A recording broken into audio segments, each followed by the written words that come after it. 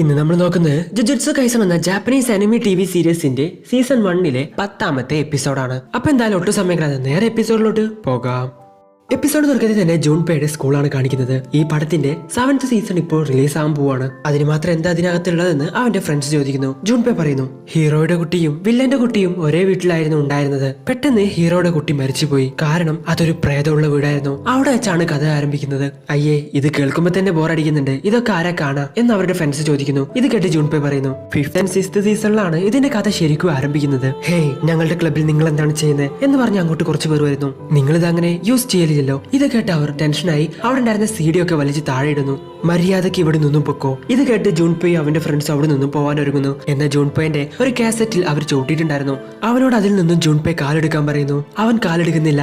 ഇത് കണ്ട് ടെൻഷനായ ജൂൺപേ മര്യാദക്ക് കാലെടുക്കെന്ന് പറയുന്നു. ഇത് കേട്ട് അവൻ ജൂൺപേയെ ഒറ്റ അടി അടിക്കുന്നു. ജൂൺപേയുടെ ഫ്രണ്ട്സ് എല്ലാം അവിടെ നിന്നും പേടിച്ചോടുന്നു. ഡോറടച്ച് ആ സ്റ്റുഡൻസ് ജൂൺപേയെ പഞ്ഞിക്കിടുവാണ്. പേടിയില്ലാത്തവർ തീർച്ചയായിട്ടും നരകത്തിലെ പോവും എന്ന് പണ്ടാരോ പറഞ്ഞിട്ടുണ്ട്. മനുഷ്യരുടെ ഇമോഷൻസ് കാരണം ഉണ്ടാവുന്ന പേടി കാരണമാണ് ഈ കേഴ്സ് എല്ലാം ഉണ്ടാവുന്നതെന്ന് നിങ്ങൾ പറഞ്ഞു. എന്നാൽ മനുഷ്യർക്ക് സ്നേഹം കിട്ടാത്തത് കൊണ്ടാണ് അവർ ഇമോഷണൽ ആവുന്നത് എന്ന് ജൂൺപേ പറയുന്നു. ഇത് കേട്ട് ആ കേഴ്സ് പറയുന്നു, അത് മാത്രമൊന്നുമല്ല കാരണം. ഹ്യൂമൻസ് എപ്പോഴും അവർ ചെയ്യുന്ന തെറ്റിൽ തന്റെ കൂടെ നിൽക്കുന്ന ആൾക്കാരെയും ഉൾപ്പെടുത്തും എന്ന് ആ കേഴ്സ് പറയുന്നു. അങ്ങനെ അവർ രണ്ടുപേരും വലിയൊരു കേഴ്സിന്റെ അടുത്തോട് ചെല്ലുന്നു. ഇതെന്താണെന്ന് ജൂൺപേ ചോദിക്കുന്ന സമയത്ത് ആ കേഴ്സ് പറയുന്നു, ഒരു മനുഷ്യന്റെ ശരീരം ആൾട്ടർ ചെയ്ത് എത്രത്തോളം വലുതാക്കാൻ പറ്റുമെന്ന് ഞാൻ ടെസ്റ്റ് ചെയ്തതാ. നിന്റെ കയ്യിലിരിക്കുന്ന സാധനം ഒരു മനുഷ്യന്റെ ശരീരം എത്രത്തോളം ചെറുതാക്കാൻ പറ്റുമെന്ന് ഞാൻ നോക്കിയതാണെന്നും ആ കേഴ്സ് പറയുന്നു. ഈ ഹ്യൂമൻസിനെ ഒക്കെ ഞാൻ ഇങ്ങനെ ഡെഡ് ബോഡി ആക്കി വെച്ചത് കണ്ടിട്ട് നിനക്ക് എന്നോട് ദേഷ്യം തോന്നുന്നുണ്ടോ? ജൂൺപേ പറയുന്നു, ഹേയ് ഇല്ല, എന്റെ അമ്മയാണ് നിങ്ങൾ ഇതുപോലെ ചെയ്തിരുന്നെങ്കിൽ തീർച്ചയായിട്ടും ഞാൻ നിങ്ങളെ വെറുതെ വിടില്ലായിരുന്നു. ഇവരൊന്നും ആരാണെന്ന് പോലും എനിക്ക് അറിയില്ല. സോ എനിക്കൊരു കുഴപ്പമില്ല.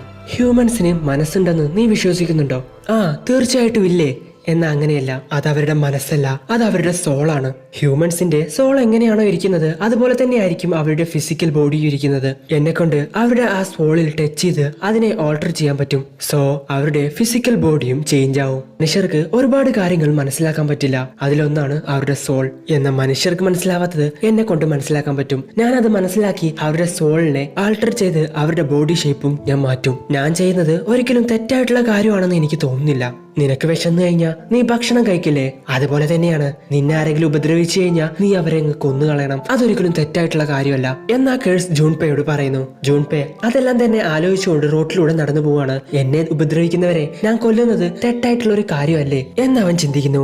ഇതേ സമയം അവന്റെ പുറകിൽ കാറിൽ അവനെ ഫോളോ ചെയ്തു വരുവാണ് ഇജിച്ചിയും യൂജിയും. സ്കൂളിലോട്ട് പോകുന്ന ഇവനെന്താ യൂണിഫോം ഇടാത്തതെന്ന് യൂജി ചോദിക്കുന്നു. ഇത് കേട്ട് അസിസ്റ്റന്റ് പറയുന്നു, അവൻ സ്കൂളിൽ പോകുന്നത് നിർത്തി. ഇതേ സമയമാണ് യൂജിക്ക് സ്കൂളിന്റെ ഓർമ്മ വരുന്നത്. എന്റെ ഫ്രണ്ട്സ് എങ്ങനെയുണ്ടെന്ന് അവൻ അവരോട് ചോദിക്കുന്നു. അവര് നല്ലതാണ്, അവരിപ്പോ ട്രെയിനിങ് ഒക്കെ ചെയ്തോണ്ടിരിക്കുകയാണെന്ന് ഇച്ചിജിയും പറയുന്നു. അതൊക്കെ ശരി, നമ്മൾ ഇനി എന്താ ചെയ്യാൻ പോകുന്നതെന്ന് യൂജി ചോദിക്കുന്നു. ആ കണ്ടില്ലേ, ആ കൂട്ടിൽ കിടക്കുന്ന ലോ ലെവൽ കേഴ്സിനെ വെച്ചാണ് നമ്മുടെ പരിപാടികൾ. ഈ കേഴ്സിനെ കൊണ്ട് ആർക്കൊരു ഉപദ്രവവും ഉണ്ടാവാൻ പോകുന്നില്ല. ഈ കേഴ്സിനെ നമ്മൾ അവന് നേരെ തുറന്നു വിടും. അവനിത് കാണാൻ പറ്റുന്നില്ല എന്നുണ്ടെങ്കിൽ നീ ഓടിപ്പോയി ഈ കേഴ്സിനെ പിടിച്ചു വെക്കണം. ഒരു പക്ഷേ ഇനി അവന് ആ കേഴ്സിനെ കാണാൻ പറ്റുന്നുണ്ടെങ്കിൽ അപ്പോഴും നീ അവനെ പോയി രക്ഷിക്കണം. എന്നിട്ട് അവനോട് കാര്യങ്ങളൊക്കെ ചോദിക്കണം. നിനക്ക് എങ്ങനെ ഇതിനെ കാണാൻ പറ്റുന്നേ, അങ്ങനത്തെ കാര്യങ്ങൾ. ഇനി അവനെ കൊണ്ട് ആ കേഴ്സിനെ കാണാനും പറ്റുന്നുണ്ട്, അവൻ തന്നെ അതിനെ ഡിസ്ട്രോയ് ചെയ്യുകയും ചെയ്യുന്നുണ്ടെങ്കിൽ തീർച്ചയായിട്ടും നമ്മൾ അവനെ പിടിച്ചു കൊണ്ടുപോയി ചോദ്യം ചെയ്യണം. ഇനി 4ാമത്തെ വിഷയം, അത് വളരെയധികം ഇമ്പോർട്ടന്റ് ആയിട്ടുള്ള കാര്യമാണ്. ഒരു പക്ഷേ അവൻ ഇനി വല്ല മന്ത്രവാദിയോ ആണെങ്കിൽ അതൊരു ലോ ലെവൽ കേഴ്സ് ആണെന്ന് അവന് മനസ്സിലായാൽ നമുക്ക് കാണാൻ പറ്റാത്ത രീതിയിൽ അവൻ അതിനെ എന്തെങ്കിലും ചെയ്യുവാണെങ്കിൽ തീർച്ചയായിട്ടും നമ്മൾ അവന്റെ അടുത്തോട്ട് പോകരുത്. കാരണം അവൻ വളരെയധികം ഡേഞ്ചറാണ്. പവർഫുൾ ആയിട്ടുള്ള കേഴ്സിനെയൊക്കെ ഓരോ റാങ്ക് വെച്ച് തരംതിരിക്കുന്നത് പോലെ തന്നെയാണ് ജുജുത്സു സോസറേഴ്സിനെയും തരംതിരിച്ചു വെച്ചിട്ടുള്ളത്. സോ നമ്മളെ പോലെയുള്ള ലോ ലെവൽ സോസറേഴ്സിനെ കൊണ്ടൊന്നും അവനെ തടുക്കാൻ പറ്റില്ല. ഇതിനെ പറ്റിയൊന്നും ആരും എന്നോട് പറഞ്ഞിട്ടില്ലല്ലോ എന്ന് യൂജി പറയുന്നു. ഇത് കേട്ട അങ്ങേര്, ഗോജോ ഇവനക്ക് പഠിപ്പിച്ചു കൊടുക്കേണ്ട കാര്യമൊന്നും പഠിപ്പിച്ചു കൊടുത്തിട്ടില്ലെന്ന് തോന്നുന്നു എന്ന് പറയുന്നു. നീ ഇവിടെ തന്നെ ഉണ്ടെന്ന് എനിക്കറിയാം, മര്യാദയ്ക്ക് എന്റെ മുന്നിലോട്ട് വാ, വെറുതെ എന്റെ ടൈം വേസ്റ്റ് ചെയ്യരുത്. 6 മണിക്ക് മുമ്പ് തന്നെ എന്റെ ജോലി തീർത്ത് എനിക്ക് വീട്ടിലോട്ട് പോണം. ഓ, നീയാണോ എന്നെ തേടി വന്നേ? നല്ല കാര്യം ഗോജോ എന്നെ തേടി വരാത്തത്. അവനെങ്ങാനും വന്നിരുന്നെങ്കിൽ എനിക്ക് കുറച്ച് കഷ്ടപ്പെടേണ്ടി വന്നേനെ എന്ന് പറഞ്ഞു വരുവാണ് ആ കേഴ്സ്. കെൻഡോ പറയുന്നു, ഓ നീയാണല്ലേ ആ പിള്ളേരെ കൊന്ന കേഴ്സ്. നമ്മുടെ ഗോജോന്റെ മുഖത്ത് നല്ല രീതിക്ക് എന്നെ ചിരിയൊക്കെ ഉണ്ടെങ്കിലും അവന്റെ ഉള്ളിൽ അവൻ വളരെയധികം പവർഫുൾ ആണ്. സോ ഗോജോന്റെ പോലെ തന്നെയാണ് ഈ കേഴ്സും. വളരെയധികം പവർഫുൾ ആണെന്ന് കെൻഡോക്ക് മനസ്സിലാവുന്നു. കെൻഡോ വാരിക്കോരി അവനെ അടിക്കാൻ ശ്രമിക്കുന്നുണ്ടെങ്കിലും അവൻ അതിൽ നിന്നൊക്കെ ഒഴിഞ്ഞു മാറിക്കൊണ്ടിരിക്കുകയാണ്. ഇത് കണ്ട് ടെൻഷനായ കെൻഡോ അവന്റെ 7/3 റേഷ്യോ കേഴ്സ് ടെക്നിക് യൂസ് ചെയ്ത് ആ കേഴ്സിന്റെ കൈ അങ്ങ് വെട്ടുന്നു. ഞാൻ എന്റെ കേഴ്സ് വെച്ച് തടുത്തിട്ട് പോലും നീ എന്റെ കൈ വെട്ടിയോ? ഞാൻ വിചാരിച്ച പോലെയല്ല, നിന്റെ ഉള്ളിലും കുറച്ച് കഴിവൊക്കെ ഉണ്ട്. ഇത് കേട്ട് കെന്റോ മനസ്സിൽ ചിന്തിക്കുന്നു, ഈ കേഴ്സ് വളരെയധികം പവർഫുൾ ആണ്. ഗോജോ അവർ 2 കേഴ്സിനെ കണ്ട കാര്യം മെൻഷൻ ചെയ്തിട്ടുണ്ടായിരുന്നു.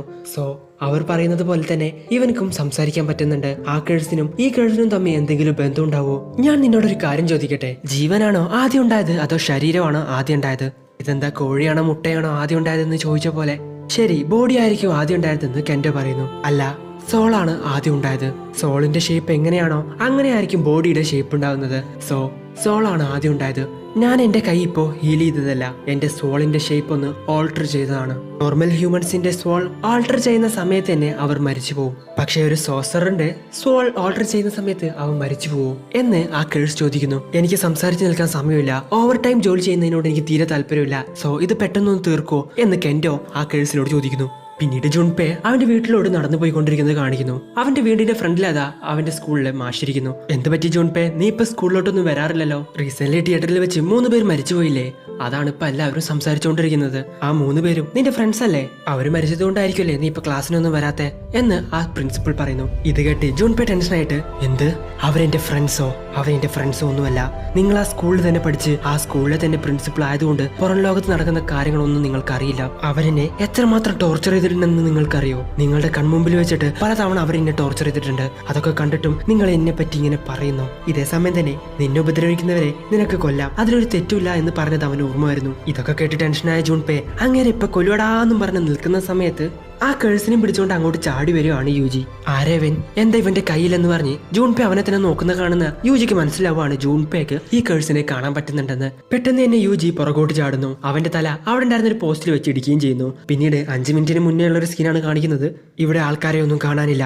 പെട്ടെന്ന് തന്നെ നമുക്ക് ആ കേഴ്സിനെ തുറന്നുവിടാന്ന് ഇച്ചിജി പറയുന്നു. അങ്ങനെ ഇച്ചിജി അത് തുറന്നുവിടാൻ നിൽക്കുന്ന സമയത്താണ് യൂജി അതാ അവിടെ ഒരാളുണ്ടെന്ന് പറയുന്നു. പക്ഷെ പെട്ടെന്ന് തന്നെ ഇച്ചിജി അതിനെ തുറന്നുവിട്ടുണ്ടായിരുന്നു. അതിനെ പിടിക്കാൻ വേണ്ടിയാണ് യൂജിയും ഇച്ചിജിയും ഓടിക്കൊണ്ടിരിക്കുന്നത്. ഹേയ്, എനിക്ക് നിന്നോട് കുറച്ച് കാര്യങ്ങൾ സംസാരിക്കാനുണ്ടെന്ന് യൂജി ജൂൺപെയോട് പറയുന്നു. ആരാ നീ? ഈ ബട്ടൺസ് ഇത് ഞാൻ ഇവിടെ കണ്ടിട്ടുണ്ടല്ലോ. ഹേയ് മോനുസേ, ഞങ്ങൾ ഇവിടെ സംസാരിക്കുന്നത് കണ്ടില്ലേ? ഇത് വളരെ ഇമ്പോർട്ടന്റ് ആയിട്ടുള്ള കാര്യമാണെന്ന് പറഞ്ഞ് യൂജി ആ പ്രിൻസിപ്പലിന്റെ പാന്റ് അങ്ങയക്കുന്നു. പാന്റ് ഊരി യൂജി അവിടെ നിന്ന് ഓടുവാണ്. എടാ മോനെ നിൽക്കടാ, അവിടെ നിൽക്കടാ, എന്റെ പാന്റ് തന്നിട്ട് പോടാ എന്നും പറഞ്ഞ് പുറകെ ഓടിക്കൊണ്ടിരിക്കുകയാണ് ആ പ്രിൻസിപ്പൽ. ഇതൊക്കെ കണ്ടിട്ട് ജൂൺപേക്ക് ഒന്നും തന്നെ മനസ്സിലാവുന്നില്ല, ഇവിടെ എന്താ നടക്കുന്നത്. ഇനി നമുക്ക് കുറച്ചേരം സംസാരിക്കാന്ന് പറഞ്ഞ് യൂജി പുറകിൽ നിന്നും വരുവാണ്. ഇത്ര പെട്ടെന്ന് തന്നെ നീ ഈ സ്ട്രീറ്റ് മൊത്തമായിട്ട് ചുറ്റിയോ എന്ന് ജൂൺപേയും ചോദിക്കുന്നു. നിനക്ക് എന്നോട് സംസാരിക്കണമെങ്കിൽ എന്നെ മാറ്റി നിർത്തി സംസാരിച്ചാൽ മതിയായിരുന്നല്ലോ എന്ന് ജൂൺപേ ചോദിക്കുന്നു. ഇത് കേട്ട് യൂജി പറയുന്നു, അവരോട് നിനക്ക് സംസാരിക്കാൻ താല്പര്യമില്ലെന്ന് നിന്റെ മോൻ കണ്ടപ്പോ എനിക്ക് മനസ്സിലായി, അതുകൊണ്ട് അവരെ ഇവിടെ നിന്ന് ഒഴിവാക്കിയതെന്ന് പറയുന്നു. ബാ നമുക്ക് നടന്നുകൊണ്ട് സംസാരിക്കാമെന്ന് പറഞ്ഞ് യൂജി അവനെയും വിളിച്ചുകൊണ്ട് അവിടെ നിന്നും പോകുന്നു. ഇതേ സമയം തന്നെ ആ കേഴ്സിനെ കാണിക്കുന്നു. ആ കേഴ്സിന്റെ കയ്യിലുണ്ടായിരുന്ന ഹ്യൂമൻസിന്റെ സോൾ എടുത്ത് കെന്റോയെ അറ്റാക്ക് ചെയ്യാൻ ശ്രമിക്കുന്നു. എതിരെ നിൽക്കുന്നത് ആരാണോ അവരുടെ ഷേപ്പ് വെച്ച് അതിന്റെ വീക്ക് പോയിന്റ് കണ്ടുപിടിച്ചിട്ടാണ് കെന്റോ അറ്റാക്ക് ചെയ്യുന്നത്. എന്നാൽ ആ കേഴ്സ് ആ ഹ്യൂമൻസിന്റെ എല്ലാം തന്നെ ഷേപ്പ് മാറ്റിക്കൊണ്ടിരിക്കുകയാണ്. അതുകൊണ്ട് തന്നെ കെന്റോക്ക് അതിന്റെ വീക്ക് പോയിന്റ് കണ്ടുപിടിക്കാൻ പറ്റുന്നില്ല. എനിക്ക് വേദനിക്കുന്നുണ്ട്, പ്ലീസ് എന്നെ ദയവ് ചെയ്ത് ഇവിടുന്ന് രക്ഷിക്കൂ എന്ന് ആ ട്രാൻസ്ഫോം ആയ കേഴ്സ് പറയുവാണ്.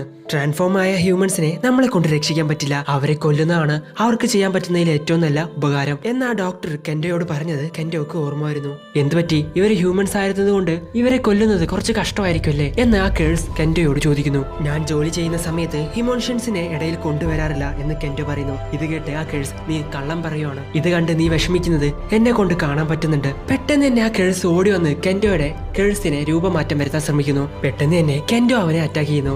അവൻ അവിടെ നിന്ന് ഒഴിഞ്ഞു മാറുവാണ്, അതും വളരെയധികം സ്പീഡില്. ഞാൻ എങ്ങനെയാ ഇത്ര പെട്ടെന്ന് മൂവ് ചെയ്തതെന്നാണോ നീ ചിന്തിക്കുന്നത്? എന്നെ കൊണ്ട് എന്റെ സോളിനെയും കൺട്രോൾ ചെയ്യാൻ പറ്റും.